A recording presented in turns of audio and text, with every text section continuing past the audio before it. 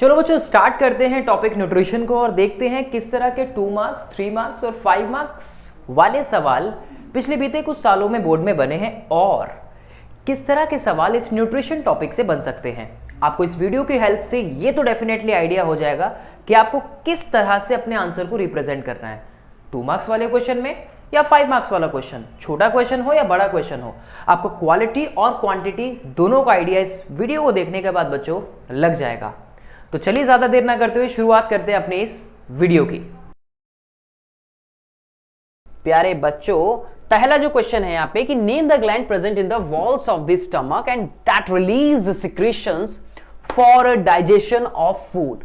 Right, तो कौन सी glands present होती हैं? अब ग्लैंड्स आप लोग जानते हैं ना कि किस तरह से अपना रोल प्ले करती है ना। ग्लैंड्स रिलीज करती हैं एंजाइम्स को, ये एंजाइम्स उसके अंदर होते हैं। उनका जो सिक्रीशन होता है उस सिक्रीशन में एंजाइम्स होते हैं और एंजाइम जो है उस केमिकल रिएक्शन को फास्ट कर देते हैं। क्या कर देते हैं? एंजाइम्स केमिकल रिएक्शन को फास्ट कर देते हैं, कई हजार गुना जो है वो तेज करते हैं केमिकल रिएक्शंस को। तो name the gland present in the wall of the stomach, जैसे कि आप जानते हो HCl के बारे में भी यहाँ पे बात हो रही है, ठीक है। और HCl जो स्टमक की ग्लैंड्स होती हैं वहां से रिलीज होता है, राइट। वहां का सिक्रीशन है वो that release secretion of the digestion of food, right. The 3 components of secretion that are released by these glands. तो चलिए अब इसमें हम लोग बात करते हैं। तो stomach muscular wall contains gastric, हाँ जी। तो स्टमक्स जो मस्कुलर वॉल है कंटेन करती है गैस्ट्रिक ग्लैंड्स को। कौन सी? स्टमक जो वॉल है। So these gland secrete gastric juices, और गैस्ट्रिक जूसेस आप 3 पढ़ते हैं उसमें, जैसे कि उसमें से एक अभी हमने बात की HCl के बारे में। तो एक हो गया आपका डाइल्यूट HCl यानी कि हाइड्रोक्लोरिक एसिड, दूसरा हो गया आपका म्यूकस और तीसरा हो गया यानी कि 2 proteins digesting enzyme rennin and pepsin. अब ज्यादातर जो डिस्कस करते हैं वो पेप्सिन के बारे में करते हैं, रेनिन भी उसमें से एक एंजाइम है। तो पेप्सिन का जो फंक्शन अगर मैं बात करूं, जो आप लोग पढ़ते हैं, पेप्सिन क्या करता है? पेप्सिन जो है वो एक प्रोटीन डाइजेस्टिंग एंजाइम होता है। तो 2 नंबर में आपसे सिर्फ इसने सिंपली सिर्फ नाम पूछे गए हैं या पूछे जा सकते हैं। तो आप सिंपल इनके नाम लिखो एंड आगे फॉरवर्ड लाइक आगे चलो, ठीक है। तो ये 3 नाम हो गए। तो बच्चों फर्स्ट क्वेश्चन है यहाँ पे, देखिए चार्ट बना हुआ है एक आपके पास। अब ये क्वेश्चन बड़ा अच्छा लगा। ये क्वेश्चन क्या कहता है हमें, देखिए जरा, gastric gland present in the wall of stomach. आपको ये समझना है इसको, आपको समझना है इसको कि ये इनका सिक्रीशन क्या है। यहां देखिए फंक्शन पूछा गया है, बच्चे कई बार कंफ्यूज हो जाते हैं इस तरह के सवालों में। 2020 बता रहा है हमें ये कि 2020 में जो है ये किस तरह का क्वेश्चन सवाल जो है वो आया है। तो gastric glands present in the wall of the stomach present होती है, उनका फंक्शन सिक्रीशन क्या है, सबसे पहले सिक्रीट क्या कर रही है वो, उसके बाद उनका फंक्शन क्या है। जैसे मैं एक कहूं कि आपका सिक्रीशन जो हो गया HCl हो गया है ना, प्रीवियसली भी हमने बात की। उसके अलावा जैसे म्यूकस हो गया, उसके अलावा जैसे पेप्सिन हो गया, राइट, एंजाइम हो गया जो। अब ये तो हो गया सिक्रीशन, लेकिन उसके बाद उसमें बात करेंगे हम उनके पर्टिकुलर फंक्शन के बारे में। जैसे मान लीजिए यहाँ पे A हो गया आपका HCl सपोज। अब इस HCl का फंक्शन क्या हो गया वो हम इसमें फंक्शन लिखेंगे इसमें। इसी तरह से आपने B बता दिया, सपोज म्यूकस बता दिया, फिर उस B म्यूकस का फंक्शन बताइए। फिर आपने C यहां पे सपोज पेप्सिन बता दिया, फिर उसका फंक्शन बताइए। तो किस तरह से सॉल्व करेंगे आप इसको? कुछ इस वे में, जैसे सेम देखिए वैसे जैसे हम बात कर रहे थे यहाँ पे। तो HCl हो गया आपका A। अब A का फंक्शन क्या होता है, यानी कि A के नीचे क्या है D। तो क्या करता है? It makes medium acidic for the activation and enzyme pepsin. और उसके अलावा भी मैंने आपको भी पहले भी बताया कि इस फंक्शनिंग के अलावा वो जर्म्स को किल करने में अपना रोल प्ले करता है। एसिडिक मीडियम तो प्रोवाइड कर ही रहा है, जिससे डाइजेशन जल्दी हो रहा है, जिससे डाइजेशन इजी हो रहा है, राइट। दूसरा, जर्म्स को किल करने में भी अपना रोल प्ले करता है। अब दूसरा, जैसे मान लीजिए यहाँ पे आपका प्रोटीन डाइजेस्टिंग एंजाइम हो गया B। तो प्रोटीन डाइजेस्टिंग एंजाइम क्या? वो तो सिक्रीशन हो गया पेप्सिन, और वो एक एक्ट करता है किसमें? एसिडिक मीडियम में, जो कि प्रोटीन्स को पेप्टोन्स में ब्रेक डाउन करने में अपना रोल प्ले करता है। उसके अलावा देखिए जैसे C हो गया यहाँ पे बच्चा, C क्या हो गया? C हो गया सपोज म्यूकस हो गया यहाँ पे, और इस म्यूकस का फंक्शन क्या हो गया कि भाई ये प्रोटेक्शन का काम करता है, जो इनर लाइनिंग होती है स्टमक की, राइट। तो inner lining of stomach HCl के साथ कोऑर्डिनेट करके मतलब प्रोटेक्शन दे रहा है। सिंपली आपको जो वर्ड यहां से लेना है वो प्रोटेक्शन लेना है। Protect the inner lining of stomach from corroding action of HCl, right. HCl के कोरोडिंग एक्शन से बचाने के लिए, ठीक है। चलिए, तो ये एक सवाल हो गया हमारा जो कि पूछा गया है 3 मार्क्स में न्यूट्रिशन से। और कौन से सवाल पूछे गए हैं? नेक्स्ट क्वेश्चन है यहाँ पे, state the role played by following in the process of digestion. Enzyme trypsin 2020, enzyme trypsin का क्या रोल है? एंजाइम लाइपेज का क्या रोल है? न्यूट्रिशन डाइजेस्टिव सिस्टम में आपने पढ़ा है। ये ट्रिप्सिन कहां से निकल रहा है, लाइपेज कहां से निकल रहा है, पढ़ा है ना? क्या पढ़ा है आपने? आपने पढ़ी है डाइजेस्टिव सिस्टम से रिलेटेड एसोसिएटेड ग्लैंड्स, जहां पर आपने सेलिवरी ग्लैंड्स के बारे में बात की, लिवर के बारे में बात की और पैनक्रियास के बारे में बात की। ये जो सवाल है, पहला वाला पॉइंट यानी कि लाइपेज और ट्रिप्सिन, जो कि 1 और 2 पॉइंट है, वो रिलेट किससे कर रहे हैं? पैनक्रियास और लिपिड्स यानी कि लीवर से, राइट? जो इमल्सिफिकेशन ऑफ फैट की प्रोसेसिंग में भी अपना रोल प्ले करेंगे, आगे देखेंगे हम इसमें। So enzyme trypsin, enzyme lipase, this two function of finger like projection. Of finger like projection किसको बोला था आपने? बिल्कुल सही पहचाना आपने, इसको बोला था विलाई को, राइट? जो अपना सरफेस एरिया इंक्रीज करती है और सरफेस एरिया इंक्रीज करने के बाद एब्जॉर्प्शन करती है, एब्जॉर्प्शन की प्रोसेसिंग करती है और आगे जितना भी जो इसेंशियल सब्सटेंसेस हैं उसको ब्लड की हेल्प से या ब्लड के मीडियम से बॉडी के सेल्स और टिश्यूज तक पहुंचाने में अपना रोल प्ले करती है, ठीक है? And present in the small intestine. इसके 2 फंक्शन बताने, देखो एक तो हमने डिस्कस कर लिया, चलिए 3 चीजें। तो enzyme trypsin, this enzyme produced by the pancreas, हमने ग्लैंड के बारे में बात की, तो एक ग्लैंड आ गई पैनक्रियास यहाँ पे, in an inactive form called trypsinogen. बच्चों ट्रिप्सिनोजन जो होता है, आपके जो एंजाइम्स होते हैं ये कहीं इनएक्टिव फॉर्म में होते हैं, तो मतलब ये इनएक्टिव से एक्टिव स्टेट के अंदर आते हैं जब वो अपनी फंक्शनिंग को स्टार्ट करते हैं, ठीक है? So that the pancreas in an inactive form called trypsinogen, जो कि एक इनएक्टिव फॉर्म में आया। ट्रिप्सिन फिर जो है वो कन्वर्ट करता है रिमेनिंग जो प्रोटीन्स होते हैं। अब एक तो आपका था कि प्रोटीन का डाइजेशन आपने देखा कि पेप्सिन ने स्टार्ट कर दिया था, लेकिन स्मॉल इंटेस्टाइन में डाइजेशन की प्रोसेस कंप्लीट होती है, ये बात हम जानते हैं, है ना? सीखी भी हमने 1 मार्क वाले क्वेश्चन में। सो अब क्या कर रहा है कि ट्रिप्सिन कन्वर्ट कर रहा है रिमेनिंग प्रोटीन्स, जितने भी जो प्रोटीन्स बचे, अब उनको कंप्लीट डाइजेशन करना है इनटू द पेप्टोन्स। तो ये हेल्प किसने की? एंजाइम ट्रिप्सिन ने, ठीक है? जो कि पैनक्रियास के थ्रू रिलीज हुआ। And the peptones into peptides and amino acid, और पेप्टोन्स का किसमें कन्वर्ट कर दिया आगे? पेप्टाइड्स में एंड अमाइनो एसिड में, फंक्शन हो गया। उसके बाद एंजाइम लाइपेज पूछा गया है आपसे, देखिए एंजाइम लाइपेज, एज मतलब आप किसी वर्ड के पीछे एज लगा हुआ देखेंगे तो इसका मतलब वहां पे क्या है? एंजाइम है वो, क्या है वो? एंजाइम है वो। तो that is secreted by pancreas and small intestine. Lipase converts fats into fatty acids and glycerol, right?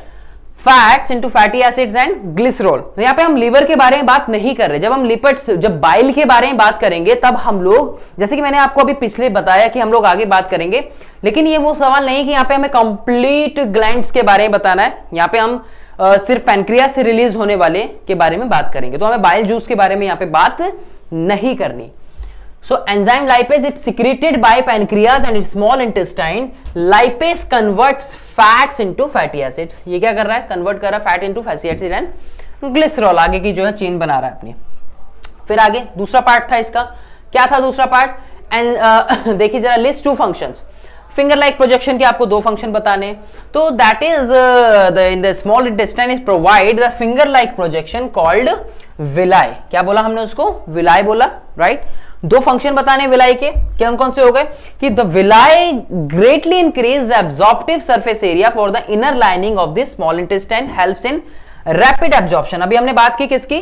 कि एब्जॉर्प्शन में अपना रोल प्ले करती है, अपना सरफेस एरिया बढ़ा के। तो आगे फिर वो एसिमिलेशन की प्रोसेस, यानी कि जो जितने भी जो स्टेप्स आप पढ़ते हैं होलोजोइक मोड ऑफ न्यूट्रिशन में, एब्जॉर्प्शन के बाद एसिमिलेशन को कंप्लीट करने में अपना रोल प्ले करता है ये, ठीक है?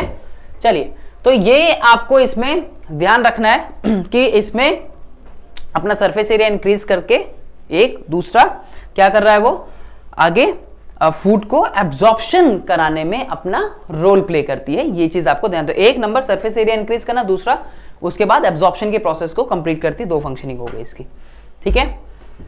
चलिए अब नेक्स्ट क्वेश्चन पे आते हैं। नेक्स्ट क्वेश्चन कहते हैं हमें कि explain the significance of photosynthesis, another 3 mark question 2017। Right the balanced chemical equation involved in the process. भाई सिग्निफिकेंस क्या है, महत्व क्या है फोटोसिंथेसिस की प्रोसेस का? नहीं होगा, अगर ये प्रोसेस नहीं होगी तो प्लांट फूड कैसे मैन्युफैक्चर करेंगे? प्लांट फूड मैन्युफैक्चर नहीं करेंगे तो ऑक्सीजन कैसे आएगी? इंपॉर्टेंस है ना, बिल्कुल है। उसके अलावा केमिकल इक्वेशन जो इन्वॉल्व होती है, छोटी क्लास से पढ़ते आ रहे हो, कार्बन डाइऑक्साइड वाली, कैसे ग्लूकोज बना, इधर वाटर मिल्क जो ग्लूकोज का ब्रेकडाउन हुआ, उधर किस तरह से वाटर की इधर ब्रेकडाउन हुआ रिएक्टेंट साइड, और कैसे ऑक्सीजन रिलीज हुई और अदर गैस रिलीज हुई। तो ये रिएक्शन आप लोग पढ़ते हैं, ठीक है। The photosynthesis is important for a number of reason like the food. Number 1 यहाँ पे फूड को बताया गया, दूसरा यहाँ पे ऑक्सीजन को लेकर बताया गया है। तो ऑक्सीजन, थोड़ी सी यहाँ पे त्रुटि है, गलती है। So by photosynthesis green plant synthesis food from the simple raw material like CO2 and H2O, ठीक है, जो कि उनकी लाइफ को सस्टेन करके रखने में इस अर्थ पे अपना रोल प्ले कर रहा है। ऑक्सीजन रिलीज होती है during the photosynthesis process, we need this, right, हमें नीड है उसकी। ऑक्सीजन रिलीज हुई जिसकी ह्यूमंस को जरूरत है रेस्पिरेशन के लिए। It is also required for respiration of microbes के लिए भी, जितने भी जो ऑटोट्रॉफिक माइक्रोब्स होते हैं उनकी ग्रोथ के लिए भी जरूरी है। Oxygen also supports combustion of fuels, oxygen support भी करती है फ्यूल्स को कंबशन में, राइट, ये इंपॉर्टेंट रोल है। अगर ऑक्सीजन नहीं होगी तो कंबशन की प्रोसेस नहीं होगी, राइट।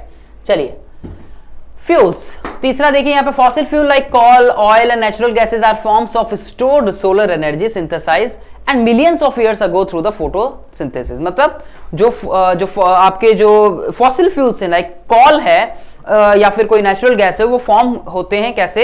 एक स्टोर सोलर एनर्जी से। किस तरह से बनते हैं? एक लंबा टाइम का प्रोसेस होता है, तो वहां पर भी ये जो प्रोसेसिंग है ये अपना रोल प्ले करती है। अब तीसरा जो यहाँ पे जो उसमें था कि एक बैलेंस केमिकल इक्वेशन, भाई ये आपके एनसीईआरटी में भी आप लोग रिएक्शन पढ़ते हो और छोटी क्लास से आप लोग ये रिएक्शन को पढ़ते आते हो। Carbon 6 carbon dioxide plus 12 H2O in the presence of chlorophyll and sunlight which plays as a catalyst, जो एक कैटलिस्ट का रोल प्ले करते हैं इसके अंदर, और आगे ग्लूकोज और वाटर और कार्बन डाइऑक्साइड को बनाने में अपना रोल प्ले करते हैं, ठीक है। तो ये एक हमारा क्वेश्चन हुआ यहाँ पे कंप्लीट। आई होप कि आपको ये समझ आया हो, जिसमें आपके क्या पूछे गए थे, 3 पार्ट जो है वो उसकी जो सिग्निफिकेंस है कुछ आपके उसमें पूछे गए हैं। तो आप इसमें 3 नंबर के क्वेश्चन में 2 सिग्निफिकेंस बता सकते हैं, 3 आते हैं तो 3 आप बता सकते हैं। उसके अलावा इसमें एक बैलेंस केमिकल इक्वेशन जो कि 1 नंबर की है वो आपको बतानी पड़ेगी। नेक्स्ट इसमें चलते हैं बच्चा आगे। Differentiate between autotrophs and heterotrophs and gives 1 example of each. क्या मतलब होता है ऑटोट्रॉफ का? देखिए ऑटो का मतलब क्या पढ़ते हैं आप? चलाने वाला नहीं, ऑटो मतलब सेल्फ, ठीक है जी। एंड ट्रॉफस का जो मीन है, ट्रॉफस मीन्स न्यूट्रिशन से रिलेटेड है। ट्रॉफस मीन्स न्यूट्रिशन से रिलेटेड है। ट्रॉफस का मतलब न्यूट्रिशन, यानी कि सेल्फ न्यूट्रिशन की बात हो रही है यहाँ पे। और जब हम हेटेरो के बारे में बात करते हैं तो हेटेरो का मतलब होता है डिपेंडेंट ऑन अदर। क्या मतलब होता है इसका? डिपेंडेंट ऑन अदर्स, ठीक है जी, दूसरों पर निर्भर होने वाला। ट्रॉफस का मतलब वही हो गया आपका क्या? न्यूट्रिशन। तो गिव 1 एग्जांपल ऑफ ईच, आपको डिफरेंशिएट देखना। अब देखिए 3 नंबर का क्वेश्चन है ये, तो हमेशा ध्यान रखिए एग्जांपल को मिला के, या कोशिश कीजिएगा कि आप एग्जांपल को हटाकर, अब यहां जैसे क्वेश्चन में बोला है ना, तो यहां इसके मार्क्स हैं, ध्यान रखना बच्चों। यहां गिव 1 एग्जांपल, तो यहां एग्जांपल जब क्वेश्चन में दिया है तो आपको इसके मार्क्स मिलेंगे। अदरवाइज बच्चे क्या करते हैं, अगर मान लीजिए यहां पे एग्जांपल ना पूछा होता और बोलता कि give differentiate between autotroph and heterotroph, तब क्या करते? क्या तब भी आप 3 पॉइंट्स लिखते इसमें विद एग्जांपल, इंक्लूडेड एग्जांपल लिखते या एक्सक्लूडेड एग्जांपल लिखते? तो मेरी मानिए अगर इस तरह का क्वेश्चन आए और आपको ये नहीं बोला एग्जाम्पल के लिए, तो 3 पॉइंट्स लिखने हैं आपको विदाउट एग्जाम्पल। चौथा पॉइंट आप एग्जाम्पल का ऐड कर सकते हैं अगर पूरे मार्क्स चाहिए तो, ठीक है। लेकिन यहां हमें एग्जाम्पल के साथ पूछें तो हम लोग डिस्कस करते हैं इसको। तो autotroph, this organism are able to form organic substance from simple organic substances such as CO2, H2S and water. Autotrophs, green plants, example तो याद है ना, समझते हो। Heterotrophs, they are dependent on others like animals हो गए, या दूसरों पर डिपेंड होते हैं। होता क्या है यहाँ पे कि ये जो ऑर्गेनिजम्स हैं, they are able to form organic substances. Organic substances बना रहे हैं फ्रॉम सिंपल इनऑर्गेनिक सब्सटेंसेस से, जैसे कि आपका कार्बन डाइऑक्साइड हो गया एक। उसके अलावा हेटेरोट्रॉफ्स में जब हम देखते हैं और डिफरेंशिएट जब भी करें, हमेशा ध्यान रखिएगा, आज से लेकर और कभी भी करें, हमेशा आपको टेब्यूलर फॉर्म के अंदर करना है। ये ध्यान रखिएगा, जब भी करेंगे तो टेब्यूलर फॉर्म के अंदर करेंगे। So they cannot produce organic compounds from inorganic sources and therefore completely rely on consuming other organism for its food requirement. सो अपने फूड की रिक्वायरमेंट के लिए हमेशा दूसरों पर डिपेंड रहते हैं, they are dependent on others. ठीक है, सिंपली आप क्या लिख सकते हैं, सेल्फ न्यूट्रिशन, एक पॉइंट ये भी लिख सकते हैं, खुद से बनाते हैं। दूसरा इसमें क्या बता सकते हैं, अगर आपको ये भारी भरकम लग रहा है तो सिंपली क्या बता सकते हैं आप इसमें कि they are dependent on others. आप सिंपल आप ये भी लिख सकते हैं बिल्कुल, ठीक है, सिंपली ये बता सकते हैं। उसके अलावा they have chlorophyll to trap solar energy. Who have chlorophyll and what is chlorophyll? The pigment which is present in green plants, you know very well. और यहां क्लोरोफिल जो है वो एब्सेंट रहता है, so they can not trap the solar energy, they can trap the solar energy and then they convert this energy into another energy, right. वैसे भी energy तो कन्वर्टेबल फॉर्म होती है, neither created nor be destroy, है ना, एक से दूसरे में। दे can B chemo autotrophic. Chemo autotrophic का क्या मतलब होता है? देखिए कीमो जो वर्ड है यहाँ पे वो केमिकल से रिलेटेड है, वो किससे रिलेटेड है? केमिकल से। जबकि ऑटोट्रॉफ का मतलब मैंने अभी आपको बताया। And photo autotrophic, photo autotrophic का मतलब देखिए फोटो का मतलब होता है लाइट, यानी कि वो केमिकल से भी अपनी ऊर्जा बनाते हैं या अपना न्यूट्रिशन बनाते हैं, कहने का मतलब यहां पर ये है। और ये लाइट से भी, यानी फोटो मतलब लाइट और ऑटोट्रॉफिक मतलब, ऑटो मतलब सेल्फ और ट्रॉफस मतलब न्यूट्रिशन, और वो लाइट से भी अपना न्यूट्रिशन जो है वो बनाते हैं। तो ये हो गया एक पॉइंट, इसमें समझ आया ना। कैमियो मतलब केमिकल से। कई होते हैं आपके ऑटोट्रॉफ, जैसे कई बैक्टीरियाज होते हैं, they are chemoautotrophic in nature. कई बैक्टीरियाज ऐसे होते हैं, सवाल आ रहा होगा कि सर कौन होते हैं ये। कई बैक्टीरियाज आपके ऐसे होते हैं जो कीमो ऑटोट्रॉफिक होते हैं नेचर में, ठीक है। और कई बार इवन कई तो पता है बैक्टीरियाज ऐसी भी जो स्विच कर देते हैं कि भाई डे टाइम है तो वो ऑटोट्रॉफिक और नाइट टाइम है तो वो डिपेंड हो जाते हैं, वो हेटेरोट्रॉफिक अपना नेचर शो करने लगते हैं। पढ़ेंगे आप लोग हायर क्लासेस में, ठीक है। अभी तो 3 नंबर का क्वेश्चन पहले इस पे ही आ जाए। So they can be saprophytic. Heterotroph जो होते हैं कैसे होते हैं? सेप्रोफाइटिक हो सकते हैं। पैरासाइटिक, ठीक है, पैरासाइटिक समझते हैं ना, पैरासाइट जिनको फूड और शेल्टर के लिए निर्भर रहना पड़ता है किसी होस्ट पे, होस्ट के ऊपर। अगर आपने ये चीज नहीं देखी तो जाकर लाइफ प्रोसेस का लेक्चर देखें, ठीक है, उसको समझें, ऑलरेडी रिकॉर्डेड है लाइफ इसका, और काफी डिटेल में हमने वहां पे इनके बारे में बात की है। एंड होलोजोइक, होलोजोइक मतलब, होलोजोइक मोड ऑफ न्यूट्रिशन का मतलब क्या होता है? That is complete mode of nutrition. क्या बोलते हैं इसको? Complete mode of nutrition. तो ये इस तरह के डिफरेंसेस जो है हमें ऑटोट्रॉफिक और हेटेरोट्रॉफिक में देखने को मिलते हैं। आई होप कि आपको ये चीज समझ आई हो। सो देन इसमें जो आगे पूछा गया है नेक्स्ट सवाल जो था इसमें, तो डिफरेंशिएट, तो ये हमने दे दिया, ठीक है, ये हमने बता दिया। सो आप इस तरह से इनको डिफरेंशिएट कर सकते हैं, ध्यान रखिएगा। नेक्स्ट क्वेश्चन आता है यहाँ पे, अनदर 3 मार्क्स क्वेश्चन 2015 में पूछा गया है। और क्या पूछा गया है 2015 में? Let's have a look here. Explain with the help of neat and well level diagram of different steps involved in nutrition in amoeba. ये छोटा सा डायग्राम आपके एनसीईआरटी में लेफ्ट हैंड साइड में नीचे 3-4 स्टेप्स बने हुए, लेकिन आपको और भी स्टेप्स का ध्यान रखना है जो कि उसमें थोड़े से मेंशन नहीं है, ठीक है। तो कंप्लीट, सबसे पहले तो एक बात ध्यान रखिएगा कि यहां पे कैसा मोड ऑफ न्यूट्रिशन है? होलोजोइक मोड ऑफ न्यूट्रिशन होता है। यहां पे कैसा होता है? Holozoic mode of nutrition. Holozoic mode of nutrition आपको यहां पे देखने को मिलता है। होलोजोइक मोड ऑफ न्यूट्रिशन का मतलब क्या बताया था अभी? Complete mode of nutrition. अब कंप्लीट मोड ऑफ न्यूट्रिशन क्या होता है सर? तो जिसमें आपके 5 स्टेप्स होते हैं, जिसमें ingestion, right, digestion, absorption, assimilation and egestion आपको देखने को मिलता है। ठीक है जी, चलिए देखिए। So the mode of nutrition in amoeba is holozoic. एक पहली बात वही आ गई यहाँ पे, ठीक है। तो और जब फूड जो अपटर्न करता है ये अमीबा, उसको बोलते हैं फैगोसाइटोसिस। फैगोसाइटोसिस का मतलब क्या होता है? अपने फूड को एंगल्फ कर लेना, है ना। सो सपोज मान लीजिए कि ये कोई अमीबा है, ठीक है, ये कोई अमीबा है, ठीक है, और फूड इसका यहाँ पे है, तो ये क्या करेगा? ये अमीबा क्या करेगा? मान लीजिए ये फूड हो गया इसका, तो ये क्या करेगा? ये फूड को एंगल्फ कर लेगा अपने, क्या कर लेगा? अपने फूड को एंगल्फ कर लेगा, ठीक है। तो इसको बोलते हैं phagocytosis nature, phagocytosis nature. Amoeba ingest food by using finger like projection. This is finger like projection, right, which is called pseudopodia. Pseudopodia means, pseudo का मतलब क्या होता है? स्यूडो मतलब होता है फॉल्स, एंड पोडिया मतलब होता है, पोडिया मतलब होता है फीट। इसको बोलते हैं फॉल्स फीट, ठीक है। फॉल्स फीट बना के फूड को अपने एंगल्फ करता है। इसके पास हमारी तरह हाथ पैर तो नहीं है ना, तो फॉल्स फीट बना के करता है, ठीक है जी। चलिए, the food is engulfed with a little surrounding water to form a food vacuole inside the amoeba. Food को डाइजेस्ट करने में इसकी बॉडी में फूड वैक्यूल्स प्रेजेंट होते हैं, सिंपली इसका ये मतलब है. Food is absorb directly into the cytoplasm of amoeba. अब डायरेक्टली मान लीजिए ये इसका न्यूट्रिशन हो गया, तो फूड जो है डायरेक्टली कहां पे आ जाए, सीधा इसके साइटोप्लाज्मिक इस रीजन के अंदर आ जाता है. तो ये इसके साइटोप्लाज्म के अंदर ये फूड जो है वो अंदर आ गया. ठीक है, ये इसका मतलब हुआ. 3 स्टेप हो गए, आगे चलते हैं. So food is used to obtain energy and growth of amoeba. तो जैसे फूड बॉडी के अंदर जाता है तो फूड वैक्यूल्स उसके ऊपर अटैक करना स्टार्ट करते हैं, तो बॉडी में क्या देखने को मिलती है, अमीबा की ग्रोथ देखने को मिलती है. When considerable amount of indigested food collects inside the amoeba, then its cell membrane rupture at any place.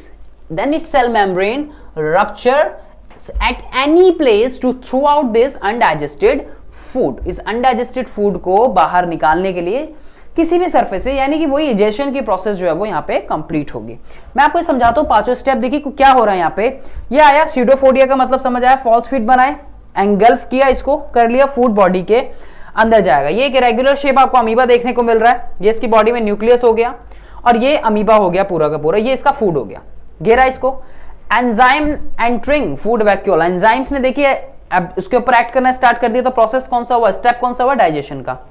Digested food diffuse हो गया, बॉडी जितने भी जो इसेंशियल न्यूट्रिएंट्स थे, जो भी फूड के में इसके न्यूट्रिएंट्स थे वो बाहर निकले, अब बॉडी में पहुंचने लगे, एब्जॉर्प्शन हुआ, यानी कि जब फूड निकला, इसेंशियल सब्सटेंस निकले, अमीबा ने ग्रो किया. अब अमीबा ने ग्रो किया, साइज बड़ा हुआ, इसका मतलब बॉडी में जो फूड एसिमिलेशन का मतलब, ये प्रोसेस होती है एसिमिलेशन. एसिमिलेशन का क्या मतलब होता है कि बॉडी की जो सेल है, उसकी बॉडी की जो सेल्स होती हैं, जो किसी कॉम्प्लेक्स में सेल्स हो गई, यहां सेल हो गई, तो जब पहुंचती हैं तो वो ग्रो करने लगेगा. ठीक है, साइज जो है ग्रो करेगा. तो हमें आप जब फिगर बनाएंगे तो थोड़ा सा बिगर अमीबा बना सकते हैं, अच्छा दिखाने के लिए, और तो थोड़ा सा बिगर अमीबा आप उसमें बना सकते हैं. देन यहां पे सेल मेम्ब्रेन रप्चर हुई, ये इसकी बॉडी की सेल मेम्ब्रेन हो गई, ये क्या हुई, रप्चर हुई. तो रप्चर होते ही किसी भी प्लेस से जो अनडाइजेस्टेड फूड है वो क्या हुआ, बॉडी से बाहर. That process is called egestion. क्या बोलते हैं इसको, इजेशन का नाम देते हैं. तो इस तरह से आप ये सुंदर सुंदर प्यारा प्यारा डायग्राम जो है वो बना के आएंगे अपने पेपर में. ठीक है जी, चलिए. तो ये सवाल एक यहां से पूछा गया था. नेक्स्ट कौन सा है, व्हाट इज पेरिस्टाल्टिक मूवमेंट. साधारण शब्दों में देखिए ये वाला सवाल भी बहुत अच्छा है. तो पेरिस्टाल्टिक कब, 2013 में पूछा गया. अब क्या होता है पेरिस्टाल्टिक का मूवमेंट, आपने इंजेक्शन किया माउथ से, तो यहां इसोफेगस में एक मूवमेंट होती है कि आपका फूड जो है वो फॉरवर्ड डायरेक्शन में डाउनवर्डली स्टमक की तरफ जा रहा है, डाउनवर्ड डायरेक्शन में स्टमक की तरफ मूव कर रहा है. तो that is called the peristaltic. यहां कुछ कंट्रैक्शन और रिलैक्सेशन होता है मसल्स का, या अभी इसको समझते हैं. तो सिंपल वर्ड्स में इसका क्या मतलब है कि फूड का फॉरवर्ड डायरेक्शन में मूव करना towards the stomach, simply stomach की तरफ उसका मूव करना. एंड ये एक पार्ट हो गया. Stomata remain closed in desert plants during day time. How do they photosynthesis, daytime पे क्लोज रहते हैं, इसको भी समझते हैं. ठीक है जी. तो stomata remain closed in desert plants during day time. How do they photosynthesis, चलिए इसको देखते हैं. तो इनवॉलंटरी कॉन्ट्रैक्शन बताया मैंने अभी आपको, एंड रिलैक्सेशन ऑफ गट. गट समझते हैं ना, alimentary canal. So gut muscles to move partially digested food downwards throughout the alimentary canal is called peristaltic movement. तो आपके फूड का यहां तक पहुंचना, इस जे शेप बैग लाइक स्ट्रक्चर में पहुंचना, तो यहां क्या होगा, यहां कुछ आपका, ये आपको कॉन्ट्रैक्शन और रिलैक्सेशन देखने को मिलेगा. तो फूड का यहां सिंपली यहां स्टमक के अंदर पहुंचना, ये क्या कहलाता है, दिस इज कॉल्ड पेरिस्टासिस या फिर पेरिस्टाल्टिक मूवमेंट, या फिर पेरिस्टाल्टिक मूवमेंट हम इसको कहते हैं. ये एक पार्ट समझ आए ना सिंपली कि फूड का इस, और ये कैसे जाता है, ये आपका कैसे जाता है, एक फॉरवर्ड डायरेक्शन में जाता हुआ हमें दिखता है. कैसा दिखता है, फॉरवर्ड डायरेक्शन में जाता हुआ दिखता है. ठीक है, आगे चलते हैं. अब डेजर्ट प्लांट्स क्या कह रहा था क्वेश्चन, कि कैसे वो डे टाइम के अंदर भी किस तरह से stomata remain closed in desert plants during day time. तो in desert plant stomata open at night. कब ओपन होंगे, night. And take in carbon dioxide. क्या हुआ, स्टोमेटा ओपन हुए, कब हुए, stomata open at night and take in carbon dioxide. Stomata remain closed during day time to prevent the loss of water. तो किस लिए क्लोज रहते हैं वहां पे, ताकि ट्रांसपिरेशन की प्रोसेस को रोका जा सके.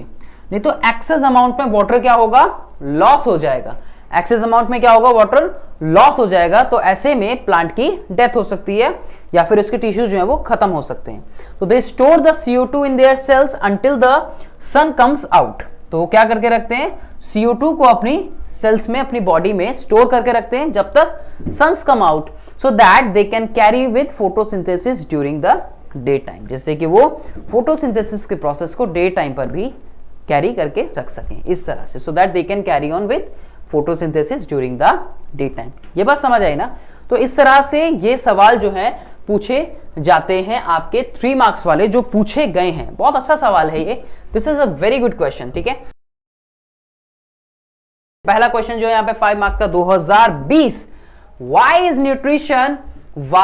Nutrition necessary for the human body. एक पार्ट है, जब भी 5 नंबर का सवाल आता है ना, ये चीज ध्यान रखना बच्चों, जब भी 5 नंबर का सवाल आता है पार्ट्स में आता है, कई चीजें पूछी जाती हैं उसके अंदर। ठीक है, why nutrition is necessary for the human body, what causes movement of food inside the alimentary canal, why is small intestine herbivorous longer than in carnivorous. चलिए मैं इसको 1 by 1 डिस्कस करता हूं रादर देन इसको पढ़ने से, कि एक बार रफ डिस्कस कर लेते हैं फिर कंप्लीट समझते हैं। Nutrition necessary for the human body, भाई we are high multicellular organism, we need a lot of amount of energy to do a various kind of activities in our daily life। बहुत ज़्यादा energy की requirement होती है हमें और functioning करने के लिए बॉडी की, है ना। तो इसलिए हमें न्यूट्रिशन की रिक्वायरमेंट होती है। What causes movement of food inside the alimentary canal, है ना। मूवमेंट ऑफ फूड क्या होगी, अभी उसको हम लोग डिस्कस करेंगे। Why is small intestine in herbivorous longer than carnivorous, कई कंपाउंड्स ऐसे होते हैं जिनको ब्रेक डाउन करना आसान नहीं होता, तो इस वजह से जो नेचुरली उनकी जो बनावट है इस इंटेस्टाइन की वो अलग है as compare to carnivorous, right, अलग है। और ये एनसीईआरटी की लाइन में है इसका आंसर भी। What will happen if mucus is not secreted by the gastric glands, क्या होगा अगर म्यूकस सिक्रेट ना हो। अभी हमने म्यूकस से रिलेटेड, डाइजेस्टिव HCl एंजाइम से रिलेटेड कई सवाल किए पीछे, है ना। 3 मार्क्स वाले में भी, 2 मार्क्स वाले क्वेश्चंस में भी हमने डिस्कस किया। तो यहां पर भी देखिए क्वेश्चन घुमा फिरा के पूछा गया है। इसका मतलब गैस्ट्रिक सिक्रीशन से रिलेटेड सवाल आपके बोर्ड में अक्सर पूछे जा रहे हैं, ध्यान रखिएगा ये चीज। चलिए, तो पहला पार्ट क्या है, why is nutrition necessary for the human body. देखिए, human body continues require energy, क्या बात की थी अभी हमने, कंटिन्यू एनर्जी की रिक्वायरमेंट होती है और उसकी लाइफ प्रोसेस को मेंटेन करने के लिए, है ना। लाइफ प्रोसेस पढ़ते हो ना, which is a maintenance job of the body, जिसके अंदर आप लोग बॉडी की फिजियोलॉजी के बारे में बात करते हो। अब फिजियोलॉजी में आपके सर्कुलेशन, एक्सक्रीशन, डाइजेशन एक्सेट्रा, ये सारी प्रोसेसिंग आती है। तो एनर्जी रिक्वायरमेंट होती है। इवन जब हम लोग सो रहे होते हैं, during the time of sleeping भी हमारी बॉडी जो है वो कॉन्टिन्यूसली वर्क करती रहती है। मेटाबॉलिज्म तो चल रहा है ना आपकी बॉडी का। मेटाबॉलिज्म यानी कि जितनी भी जो केमिकल रिएक्शन अकर हो रही है बॉडी में, वो तो फंक्शन कर रही है ना। So what is the definition of metabolism, थोड़ा सा वर्ड छेड़ दिया है तो, the sum total of all the chemical reaction occurring in our body. जितनी भी जो केमिकल रिएक्शन चल रही है, अब चाहे वो एनाबॉलिक हो या कैटाबॉलिक हो, वो तो चल रही है ना। तो साधारण शब्दों में स्लीपिंग में भी आपकी बॉडी जो है वो काम करती रहती है, राइट, फंक्शनिंग चलती रहती है, या मैं कहूं कि बायोलॉजिकल प्रोसेसिंग चलती रहती है। तो इन सभी प्रोसेसर को क्या चाहिए, इन सभी प्रोसेसेस को एनर्जी की रिक्वायरमेंट होती है, and this energy is obtain from nutrition. That's why we need a nutrition also needed for the growth and repair of the human body. Growth के लिए सेल्स टूटती हैं, टिश्यू टूटते हैं, नए बनते हैं, तो उनकी रिक्वायरमेंट के लिए, मेंटेनेंस के लिए बॉडी के, मैंने बोला ना मेंटेनेंस जॉब, तो उस मेंटेनेंस के लिए एनर्जी की कंटिन्यूसली रिक्वायरमेंट होती है। लिखना है आपको इस तरह से, तभी मार्क्स मिलेंगे, ठीक है।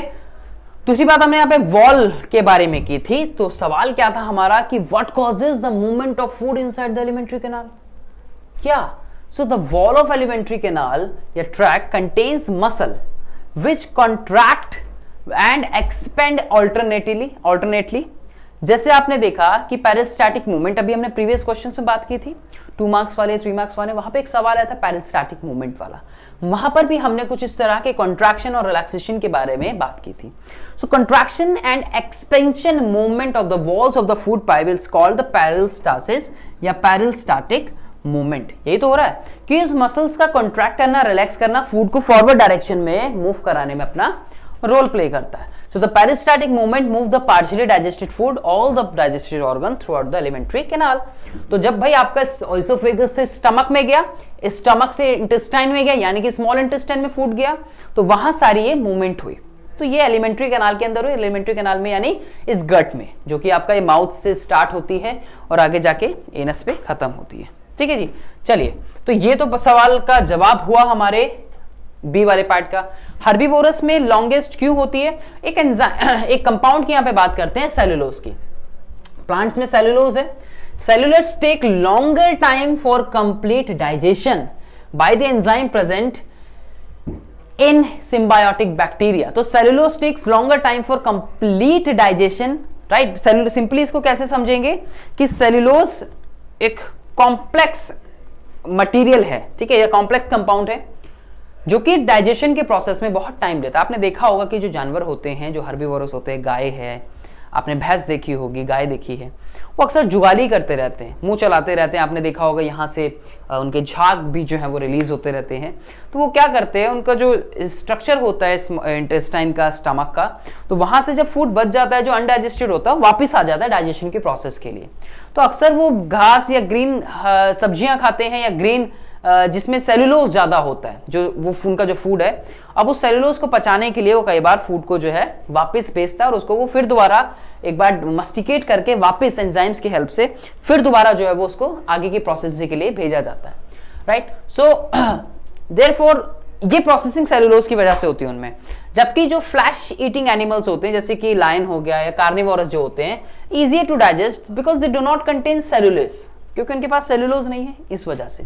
So therefore they have shorter intestine as compared to the longer intestine in herbivorous, जो कि herbivorous में प्रेजेंट होती है। ठीक है, फिर हमने गैस्ट्रिक ग्लैंड्स के ऊपर एक पार्ट पढ़ा बच्चों।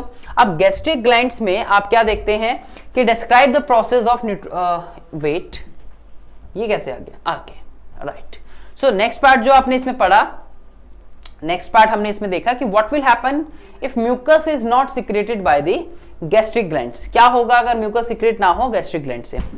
तो gastric gland secrete HCl, mucus, rennin, pepsin enzyme. ये तो गैस्ट्रिक ग्लैंड्स का भी हमने प्रीवियस जब हम शॉर्ट मार्क्स वाले क्वेश्चन की बात कर रहे थे वहां पे भी हमने डिस्कस किया था।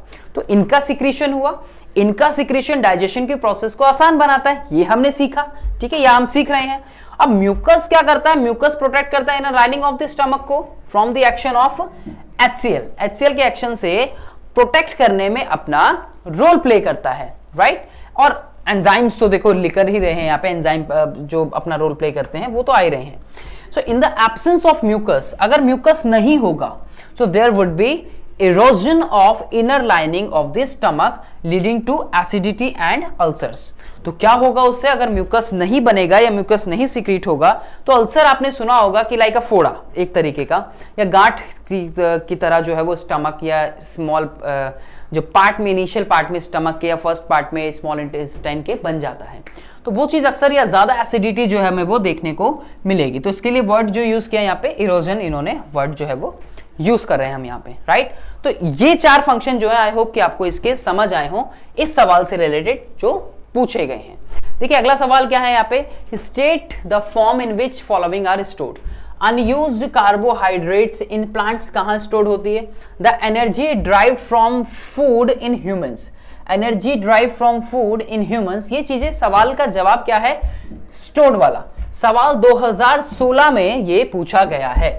Describe the process of nutrition in amoeba with the help of diagram, right? ये अलग पार्ट है। तो सबसे पहले हम बच्चों ए पार्ट के फर्स्ट और सेकंड सब पार्ट्स को डिस्कस करते हैं। ठीक है, तो state the form in which the following are stored. देखिए अनयूज्ड कार्बोहाइड्रेट प्लांट्स में स्टोर होती है in the form of starch, एक कॉम्प्लेक्स शुगर के नाम से भी हम इसको जानते हैं। तो कॉम्प्लेक्स शुगर को हम क्या बोल रहे हैं? और यही प्रोसेसिंग, ये स्टार्च हुआ एनिमल्स, प्लांट्स में। यही चीज जब एनिमल्स में देखने को मिलती है तो वहां पे हम बोलते हैं ग्लाइकोजन का नाम देते हैं। ठीक है, so they are later broken down into the simple sugar. आगे जो है ये सिंपल शुगर में ब्रेक डाउन होगा व्हेन एनर्जी इज नीडेड, जब भी एनर्जी की रिक्वायरमेंट होगी। अगला सवाल यहां पर जो था वो था कि the energy drive from the food in humans.